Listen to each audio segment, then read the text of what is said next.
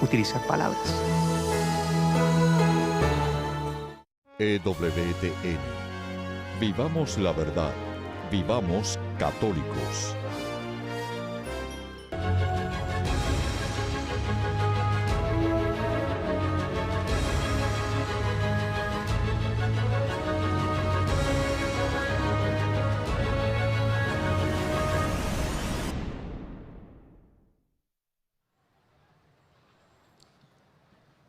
Bienvenidos a nuestro cuarto día de esta cobertura especial de EWTN, el Sínodo de la Sinodalidad. En esta, la última semana en donde se estará llegando a la conclusión, se estará preparando, ya se está trabajando en este momento en el documento en el que se votará este sábado para después presentársele al Santo Padre Omar Aguilar, Patricia Weinberg. Una gran alegría, Patricia, pues ya 4 días. 4 días y la verdad que queremos agradecer, Omar, a todos aquellos que nos acompañan desde las redes sociales y nos lo hacen saber a través de todas las plataformas. Así que muchísimas gracias a los de Paraguay, Argentina y toda Latinoamérica que nos dejan sentir su presencia acá con nosotros en este tiempo tan importante para la Iglesia. Exactamente, y con esto quiero recordarle, si usted le gustaría vivir el día a día, el minuto a minuto, conéctese con asiprensa.com/sínodo para que esté al tanto de todas las noticias paso a paso, para que también se conecte con nosotros, ewtn.com/español, y de verdad a todos los que están conectados en todas nuestras plataformas, en todas nuestras redes, gracias mil por sus mensajes, créanos que los leemos, nos unimos en oración y también en esperanza, así es que imposible mencionarlos a todos, pero gracias de verdad por todo lo que hacen. Bueno, hablando de noticias y del día a día, Patricia, hace solo un par de horas aquí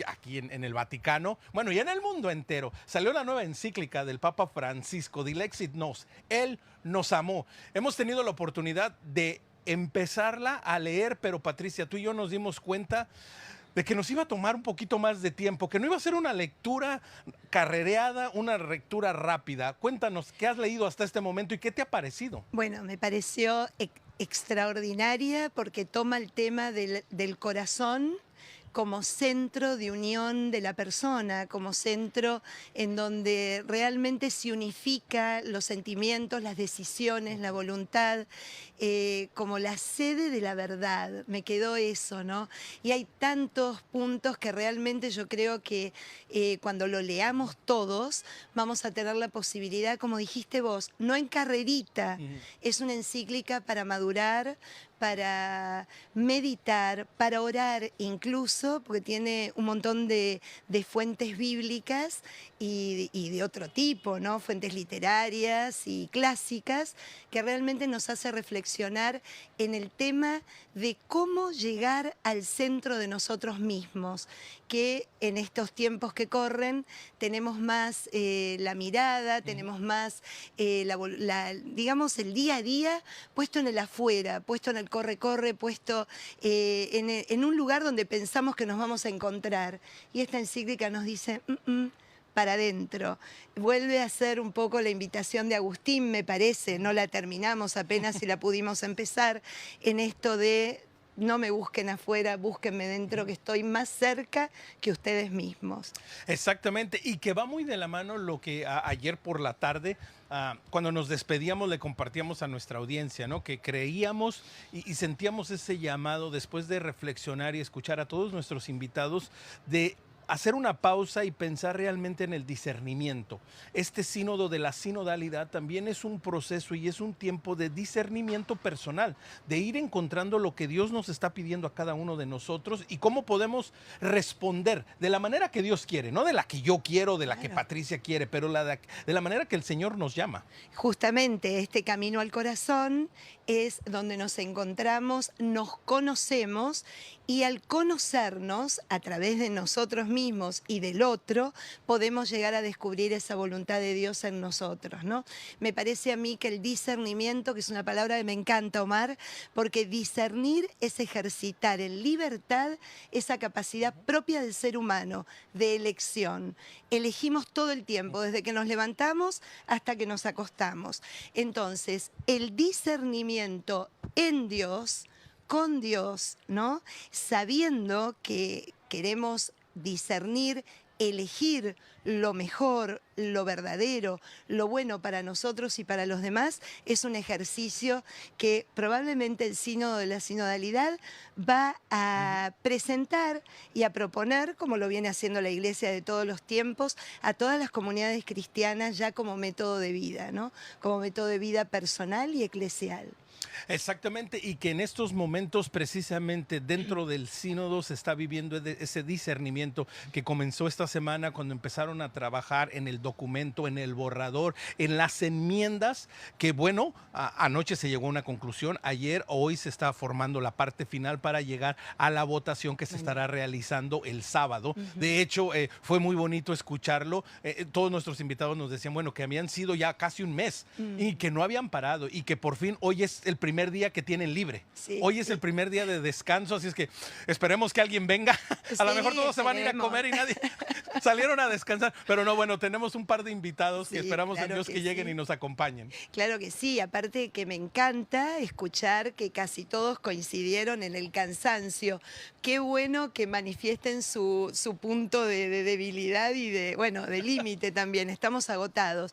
Pero volviendo un poquito al tema del discernimiento, creo que en el agotamiento que manifestaron se pudo vislumbrar una esperanza, porque se sabe que el discernimiento no parte de algo que surge de un ego propio, sino de algo mancomunado que Cristo en el centro y el Espíritu Santo como fuerza iluminadora, ¿no? O sea, vimos cansancio, pero vimos esperanza y absolutamente contundencia en lo que se estaba haciendo. Exactamente, y con esta absoluta contundencia queremos invitarlo a que nos acompañe a ver este video de todos los trabajos que se están realizando alrededor del sínodo, y uno de esos trabajos son estos foros teológicos que también están participando y que también están dando un aporte. Vamos a ver el video. Este año el Sínodo de la Sinodalidad abrió sus puertas al público. La novedad de esta asamblea es que mientras los 368 miembros deben guardar silencio durante el transcurso del sínodo, algunos de ellos pudieron hablar libremente sobre las discusiones de la asamblea y responder a las preguntas de los fieles. Las 4 sesiones tuvieron lugar el 9 y 16 de octubre. Conocidos como foros teológico-pastorales, estos encuentros abiertos permitieron el diálogo sobre aquello que se discutió a puerta cerrada en el Vaticano.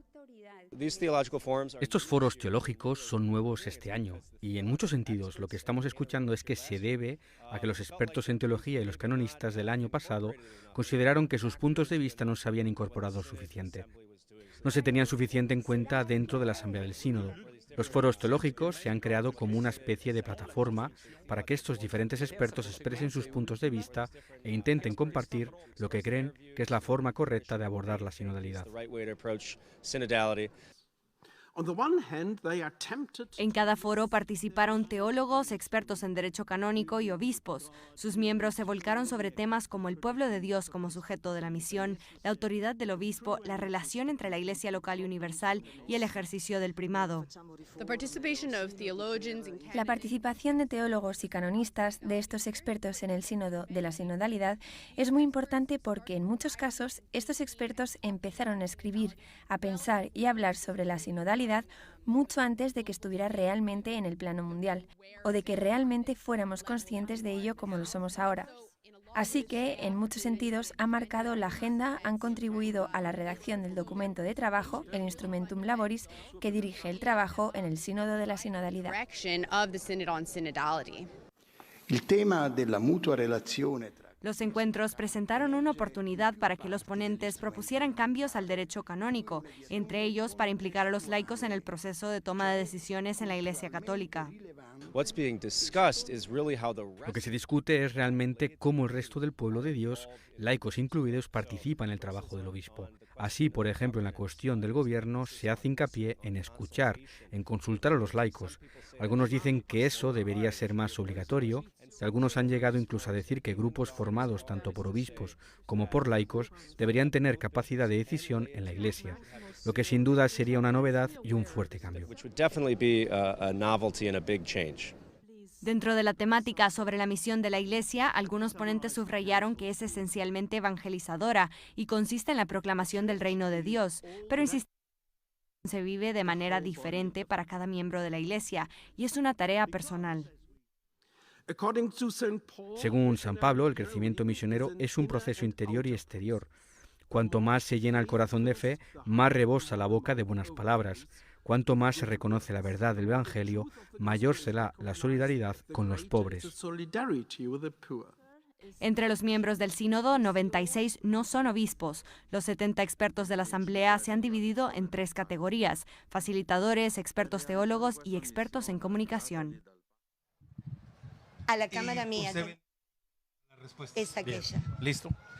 Continuamos, estamos aquí a unos pasos de la Plaza de San Pedro, estamos en el Sínodo de la Sinodalidad en esta semana, que es una semana muy intensa, y algo que hemos venido diciendo, Patricia, desde el día que empezamos a transmitir, es que el Sínodo se está viviendo en la Sala Pablo VI, se está viviendo fuera y se está viviendo en el mundo entero, y para eso, pues hoy tenemos un invitado que también está participando en el Sínodo de una manera muy especial, así es que te cedo el honor para que nos presentes a nuestro invitado. La verdad que le queremos agradecer muchísimo, Monseñor Jorge Lozano, arzobispo de San Juan de Cuyo, de la República Argentina, y miembro también del Dicasterio para las Comunicaciones de aquí del Vaticano. Muchísimas gracias por acompañarnos y por estar compartiendo este espacio con nosotros, Monseñor. Un gusto poder compartir y acompañar en esta transmisión tan importante. Gracias. Bueno, una de las cosas que hablábamos con Omar es que hasta este momento tuvimos la dicha y la suerte de poder entrevistar a obispos y cardenales y que forman parte, también sacerdotes, del sínodo dentro del aula de San Pedro, ¿no? Dentro del aula de Pablo VI. Pero también nos parecía importante poder saber, consultarle, qué se siente y cómo está viviendo el sínodo fuera del aula Pablo VI. Bueno, con mucha expectativa, porque a mí me ha tocado participar en los tiempos previos en la fase, bueno, obviamente en mi propia diócesis, en la conferencia episcopal y a nivel continental. Yo he tenido la alegría de acompañar la fase continental en las distintas regiones del continente de América Latina y el Caribe. Y hay mucha expectativa, una alegría muy grande, un espíritu de oración. A mí me gustaría rescatar mucho esto. En las comunidades la gente reza para que el sínodo pueda dar estos frutos espirituales para los cuales el Papa nos ha convocado. Y, Monseñor, a usted menciona algo que de pronto a veces lo pasamos por alto o lo damos ya un hecho, que este ha sido un proceso que se ha vivido en etapas, que se ha vivido a nivel local, a nivel diocesano, a nivel nacional, a nivel continental. En su experiencia, ¿cómo ha respondido Latinoamérica a esta invitación? Porque de nuevo era algo que pues no estábamos acostumbrados, era algo que era nuevo para nosotros, una integración en oración para buscar un bien común entre todos, sonaba así como demasiado. Pero ¿cómo ha sido su experiencia en esta área? Ha sido hermosa la experiencia.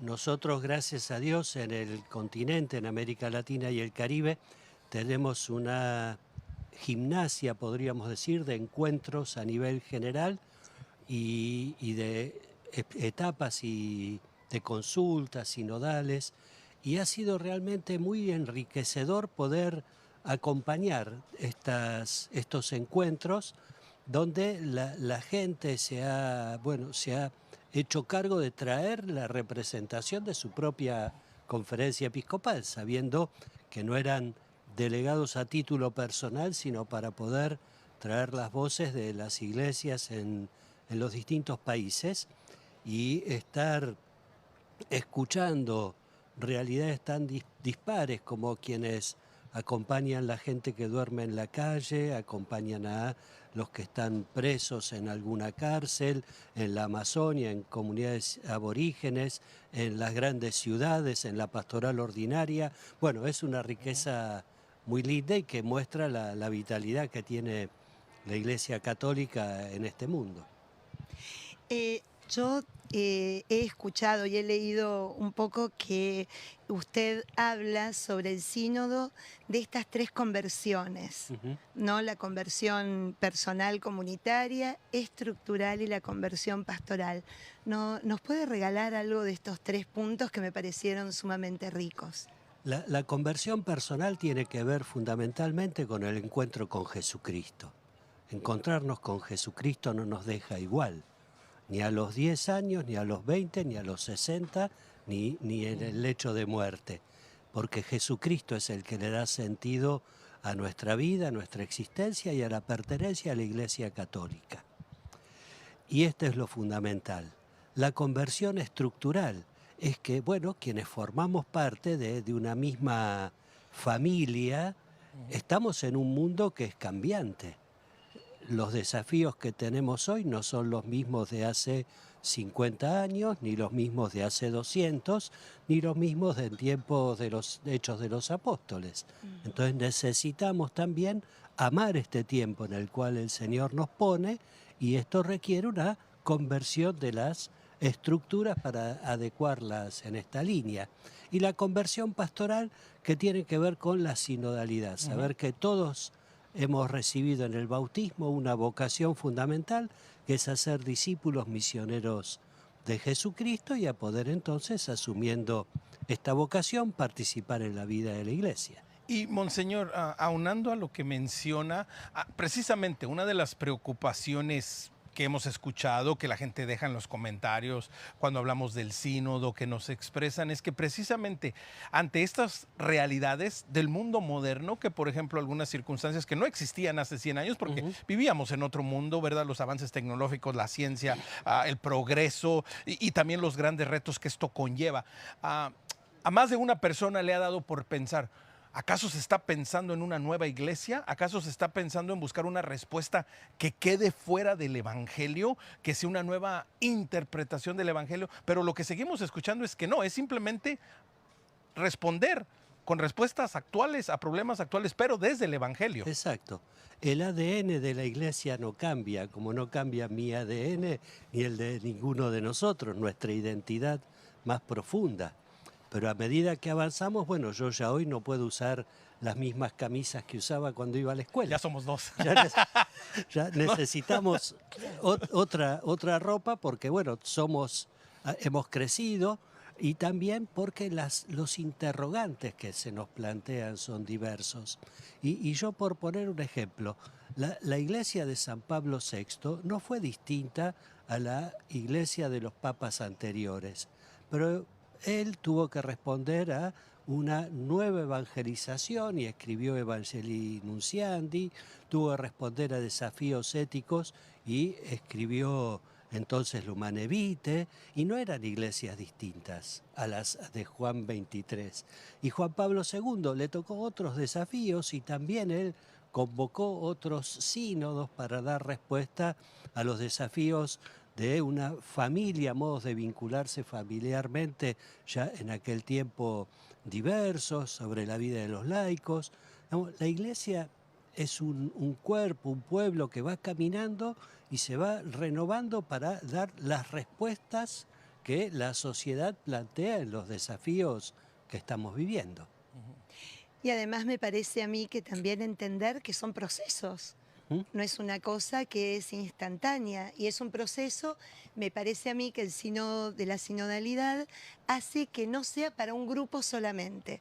No se trata de que sea un proceso para los pastores, para los sacerdotes, para los religiosos, sino un proceso en que los laicos también tenemos que sentirnos incluidos, vinculados, y asumir la responsabilidad que conlleva eso. Así es. A mí me tocó en algunas parroquias de mi diócesis que la gente decía, padre, ¿por qué nos consultan a nosotros? Digo, si en los otros sínodos no nos preguntaron. Digo, bueno, pero es que ahora el Papa quiere que la consulta sea más amplia, que no respondamos solo el Consejo Pastoral de la Diócesis o el Consejo Presbiteral, sino que en cada comunidad la gente se sienta partícipe y pueda también dar su parecer, movida por el Espíritu Santo. Por eso en esto insistimos mucho, que la consulta no es una encuesta, no es un estudio de opinión pública, es dejar que el Espíritu Santo nos hable al corazón y nos ayude en este camino de participación. Y Monseñor, precisamente hablando de esta corresponsabilidad, en donde al laico se le está pidiendo una mayor responsabilidad, no solo participación, pero también podemos y puede alguien llegar a pensar de que, bueno, entonces, ¿en dónde queda la autoridad final? Si todos la vamos a compartir, si todos vamos a tomar decisiones juntos y votar por ellas, entonces, ¿en dónde queda la autoridad, la verdadera autoridad? Claro. Que sigue siendo el obispo, que sigue siendo la iglesia, ¿no? Entonces, háblenos un poco acerca de esta dinámica. Sí. En un estudio teológico que hubo antes de la convocatoria de este sínodo, ahí se establecían pasos que decía todos, algunos, uno. El todos es la consulta amplia, la participación.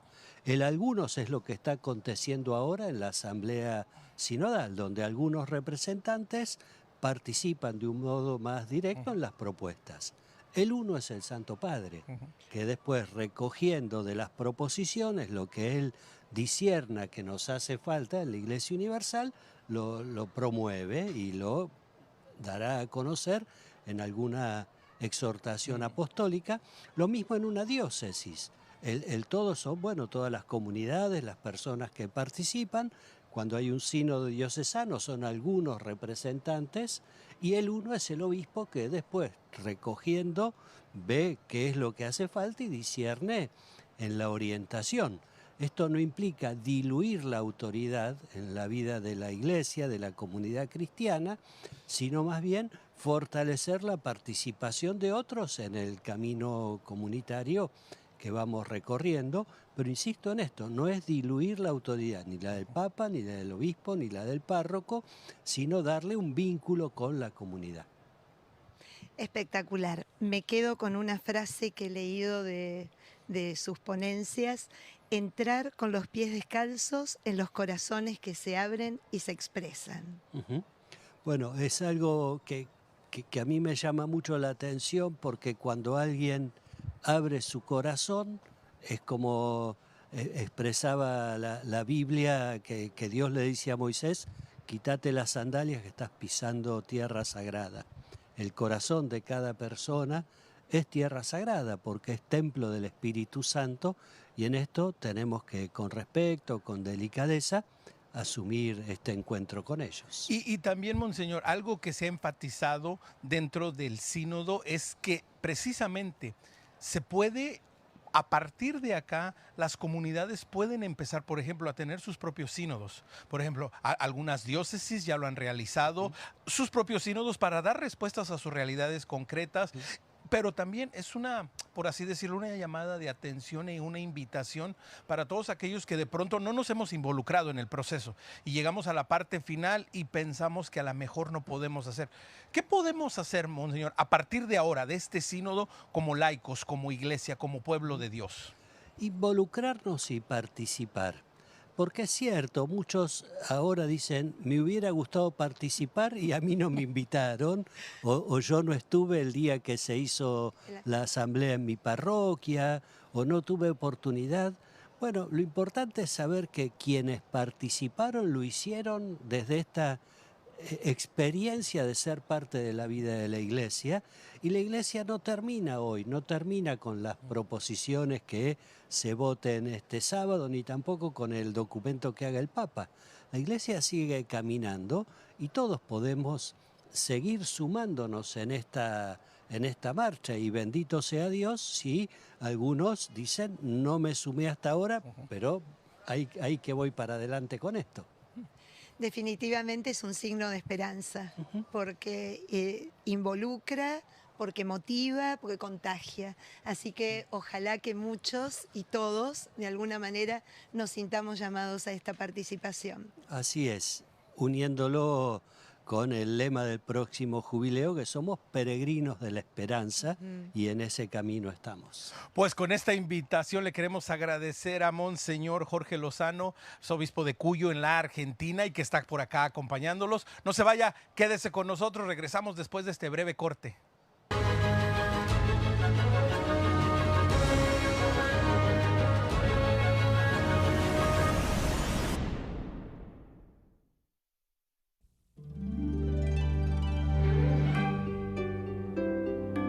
Si ustedes supieran lo hermosa que es un alma sin pecado, estarían dispuestos a sufrir cualquier martirio con tal de mantener el alma en gracia de Dios.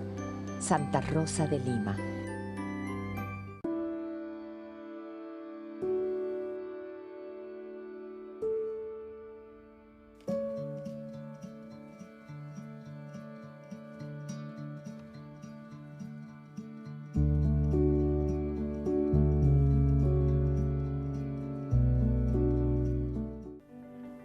Por medio del sacramento de la penitencia, el bautizado puede reconciliarse con Dios y con la Iglesia.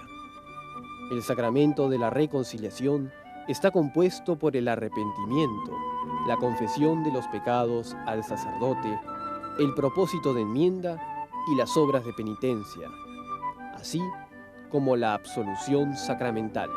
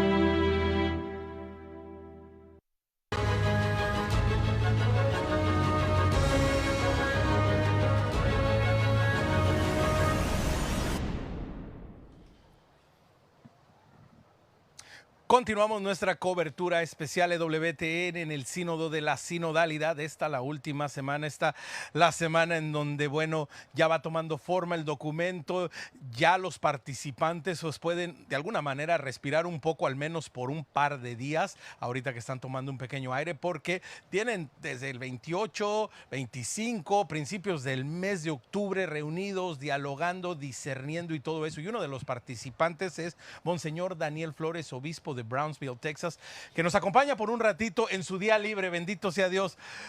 Monseñor, bienvenido. ¿Qué tal? ¿Cómo estamos? Muy bien, tomando este día para descansar un poco y también meditar sobre lo que hemos visto durante todo este mes. Nosotros desde el día de ayer, Monseñor, cuando despedíamos la transmisión, hacíamos alusión a una palabra que nos parecía muy interesante y que ha sido como constante en los cardenales, en los obispos, los sacerdotes que han pasado por aquí. La palabra discernir. Sí. ¿Cómo ha sido el discernimiento a ustedes que les ha tocado estar un mes, pues, escuchando, dialogando? ¿Cómo ha sido este proceso? Bueno, se podría describir con esa palabra proceso, pero es también estilo espiritual, escuchar lo que los participantes quieren compartir en los grupos, es algo importante, pero en contexto de las escrituras, momentos de oración, de silencio.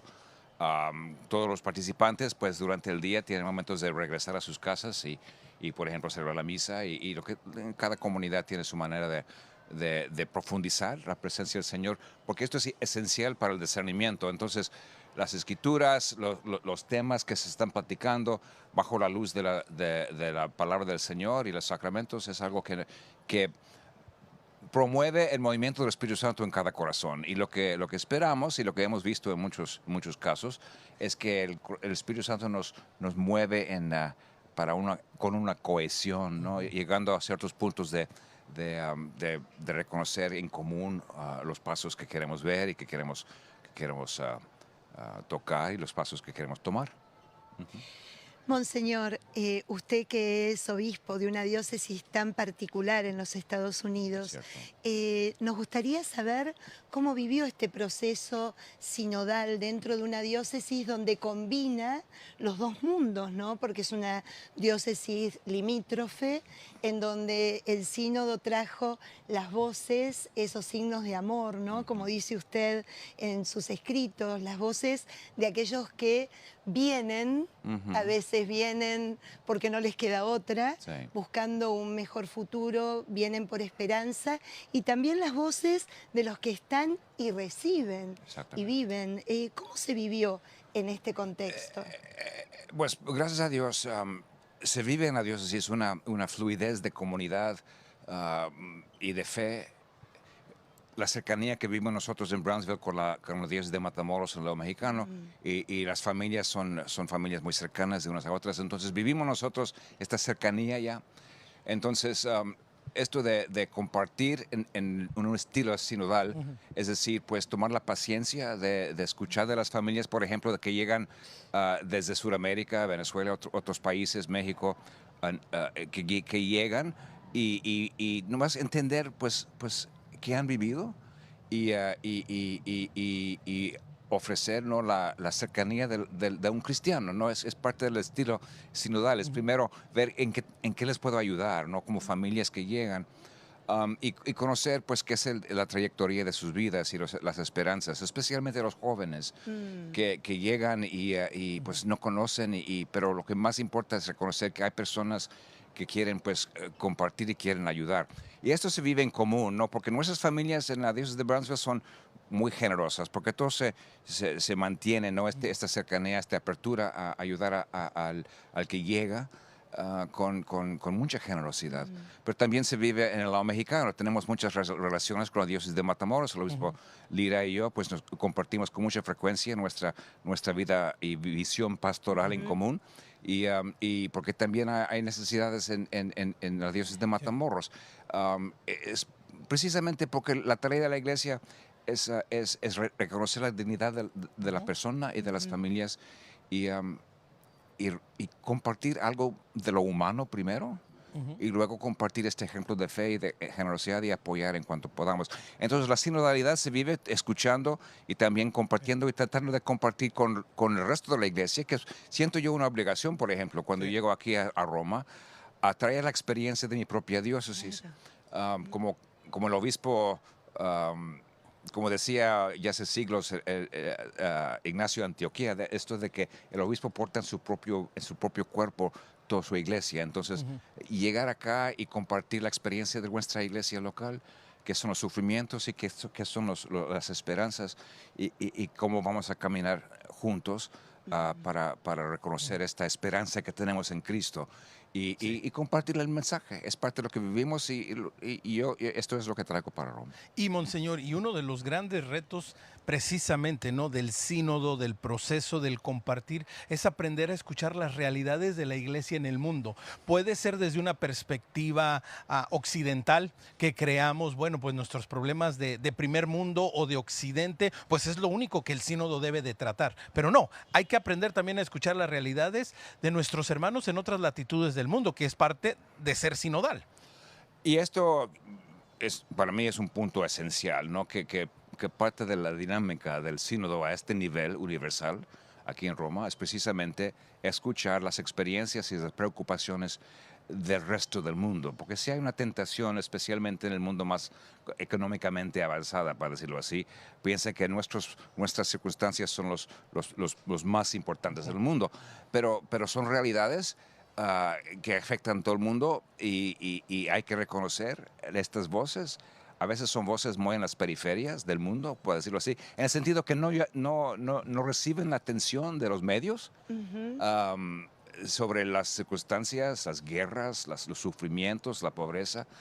Y también las esperanzas y la dignidad humana que se está batallando. Lo que más, por ejemplo, me ha afectado a mí vivir esto del sínodo este año y el año pasado, es precisamente escuchar las voces de otras partes del mundo, de Oceanía, del Medio Oriente, de Australia, de África, de Latinoamérica, pues es muy amplio lo que vivimos nosotros, y reconocer que la vida es algo que se vive en particular, pero lo que queremos como iglesia es vivir esto de ser comunidades particulares en comunión con la grandeza de la comunión de la iglesia, con una fe, una esperanza, una calidad y caminar juntos. Pero requiere la capacidad de ampliar nuestra visión de qué son las preocupaciones más fuertes en los corazones de los seres humanos que estamos viviendo en esta época, porque lo que usted dice es muy importante.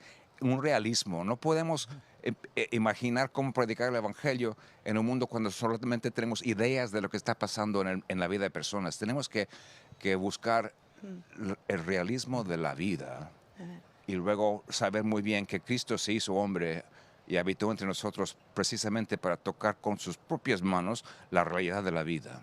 Y es lo que la iglesia quiere hacer. Qué lindo, porque escuchándolo en alguno de sus escritos, usted hablaba del tema de la polarización, ¿no? Que se vive y se vive en todos los ámbitos, es sumamente distante las posturas y a lo mejor lo que le falta al hombre es la capacidad de encontrarse en un punto de escucha, esto de abrirme y de darme cuenta que pasan otras cosas afuera de lo que me pasa a mí o de la parte conocida por mí, ¿no?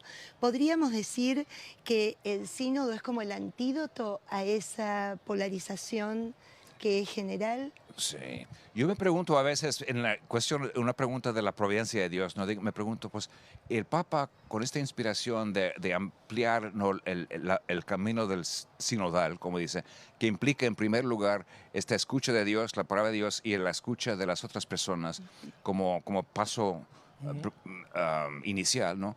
Que en la providencia de Dios, ¿qué nos quiere decir Dios en este momento? Es que creo que en nuestra época estamos en peligro de perder la capacidad de realmente escuchar. Pensamos que estamos escuchando, pero tantas veces encontramos a otra persona, ya estamos pensando, cuando están hablando, estamos pensando ya qué es la respuesta que les queremos dar y cómo vamos a triunfar en este punto político, este punto religioso, este punto de la vida. Entonces, como el debate es lo que mueve la escucha, cuando realmente la escucha implica paciencia y realmente tratar de entender las realidades de que se están hablando y no entrar en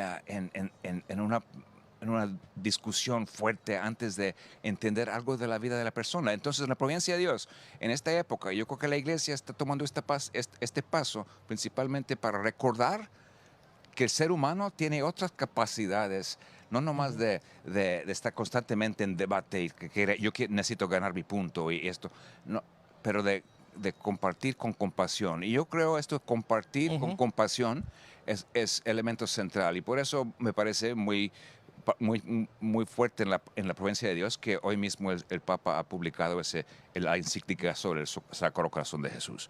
Esto para mí es algo muy importante porque es abrir el corazón a tocar la realidad de Dios en el corazón de Jesús y desde la perspectiva del corazón de Jesús entender lo que estamos viendo en este mundo, con esa compasión, pero también con capacidad de invitar. Y esto como que es el resumen total de la manera de la iglesia para evangelizar en este siglo.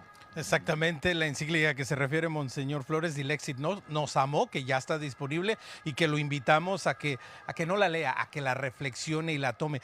Monseñor, mientras lo escuchaba, hemos escuchado, lo hemos visto, lo leemos en las redes sociales, de que, exactamente, ya sabe por dónde voy, que a veces grupos de presión, gente que tiene sus propias ideologías, de alguna manera, entre comillas, o no entre comillas, ¿no?, influir lo que ustedes están haciendo, el trabajo, el discernimiento, ¿verdad?, que están haciendo. Pero ¿qué pasa? Y esto también creo que es un punto y no lo habíamos compartido. Para estas personas que de pronto, como desafortunadamente, ¿no?, el Santo Padre nos ha pedido, no traigan ideologías al sínodo, no traigan ideas propias, vengan a escuchar y a buscar un bien común. Pero ¿qué pasa y cuál es la invitación y el reto para estos grupos de presión, para estas ideologías que de pronto no van a conseguir lo que quieren y van a decir, no, es que no nos escuchan, es que nosotros no tenemos voz? Porque también esto no es solo cuestión de todos estar de acuerdo. Hay que reconocer que no vamos a estar de acuerdo en todos, ¿verdad? Bueno, esta es parte de la época que estamos viviendo, esto de que yo necesito ver que mi posición gana y gana y gana. Y cuestión de quién gana y quién pierde. Y la iglesia desde los principios, los hechos de los apóstoles, no es cuestión de quién va a ganar y quién va a perder. Es cómo vamos a discernir juntos la presencia de Cristo entre nosotros con el Espíritu Santo y cómo vamos a caminar principalmente con oídos escuchando la palabra del Señor. Porque el Señor nos llama a cosas que el mundo no entiende, pero el cristiano tiene que dar este testimonio. Y la primera es cómo voy a podríamos decir, la primera pregunta para un cristiano es cómo vamos a escuchar con más profundidad y más realismo lo que el Señor Jesús mismo, crucificado, resucitado, nos está pidiendo en este momento. Siempre buscando la fidelidad y la caridad, porque la caridad, sin la caridad, la verdad no nos ayuda.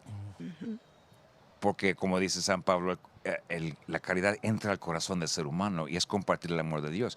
Y cambia los ojos y cambia la capacidad de cómo vamos a mirar lo que está alrededor y cómo vamos a actuar en ese mundo. No con que yo tengo que ganar y es una competencia y no con rencor, porque no son los ojos de Jesús, sino no es el corazón de Jesús. Entonces, lo que la sinodalidad pide primero es esta capacidad de corazón de respirar, escuchar y reconoces primero lo que tengo aquí es un hermano o una hermana y vamos a ver cómo Cristo nos ayuda a nosotros juntos a caminar para el bien de todos y el bien común es algo que necesita el mundo y el bien del ser humano que da gloria a Dios. Entonces es una disciplina, pero digo, vamos a batallar en la iglesia porque el mundo como que no tan fácilmente deja de sus competencias y que yo necesito ganar y yo mando aquí y el poder, que es mensaje del sínodo el año pasado y este año también, el poder a veces se olvida de los vulnerables y la iglesia tiene que tener voz y ojo para ver el vulnerable y escuchar y también para anunciar que Cristo vino para anunciar algo para los vulnerables. Y a fin de cuentas somos todos los vulnerables. Porque ninguno de nosotros vamos a poder decir el día del juicio, pues no, yo gané. No creo. No es la postura que vamos a tener delante del Señor juzgando al mundo. Esperemos que no. No, aparte que esa posición de vulnerabilidad nos habla de la calidad de humildad con la cual tenemos que vivir esta etapa, ¿no?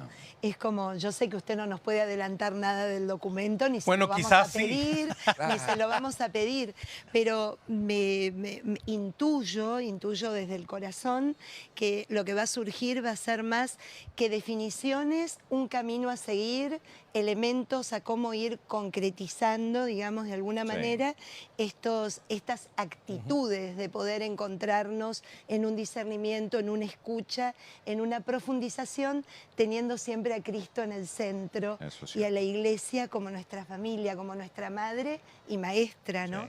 Que no nos podemos alejar. Es muy cierto, porque, bueno, es importante el documento, es cierto, vamos a decir, este documento representa algo del pensamiento del sínodo, como el sentido, ¿no? de los que se reunieron en oración y discernimiento.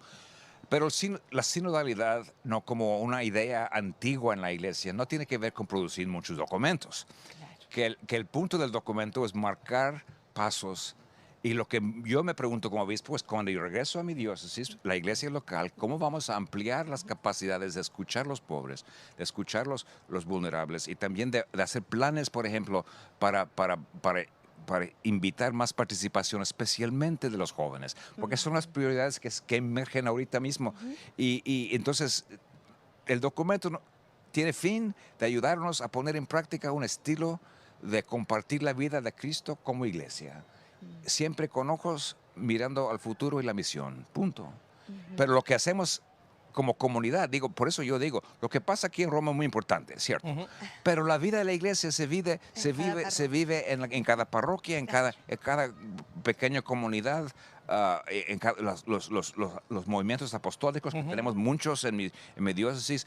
Este estilo de no querer dominar, no es cuestión de poder, es cuestión de cómo vamos a servir y servir unos a otros. Y ese estilo, que como dije, no es que a veces pienso que el mundo moderno también ha afectado a la iglesia, que ni sabemos a veces que nos afecta también este ambiente de que todo es cuestión de yo tengo que ganar, todo es cuestión de yo tengo que ser el primero, yo tengo que ser el que tiene la última palabra.